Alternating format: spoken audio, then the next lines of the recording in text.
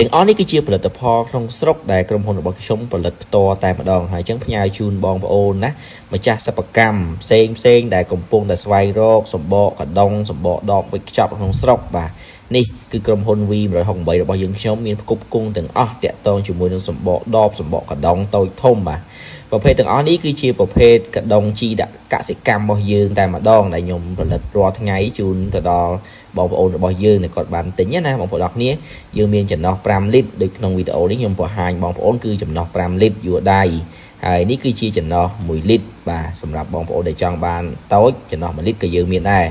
នេះគឺជាចំណោះ2លីត្រហើយយើងមានកម្របជាច្រើនពណ៌សម្រាប់បងប្អូនជ្រើសរើសយើងមានទាំងសៀលញោមជូនបងប្អូនហ្វ្រីទៀតបាទអត់គិតលុយទេចឹងបងប្អូនទិញកដុងគឺយើងមានទាំងអស់ជូនណាហើយនេះគឺជាប្រភេទកដុងដាក់ទឹក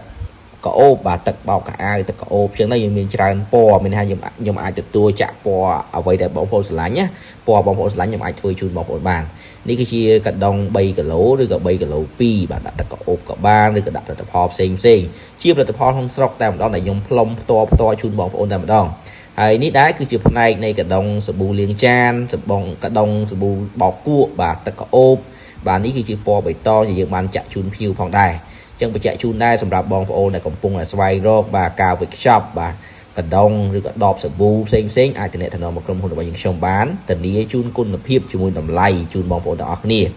បាទទីតាំងគឺនៅក្រុងតាខ្មៅតែម្ដងអាចទំនាក់ទំនងតាម page តាម Telegram តាមលេខរបស់ខ្ញុំផ្ទាល់ក៏បានដែរតាម TikTok ក៏បាននេះគឺជាសកម្មភាពផលិតផ្ទាល់នៅក្នុងរោងចក្ររបស់យើងខ្ញុំគឺផលិតរាល់ថ្ងៃ stock ក៏យើងមាន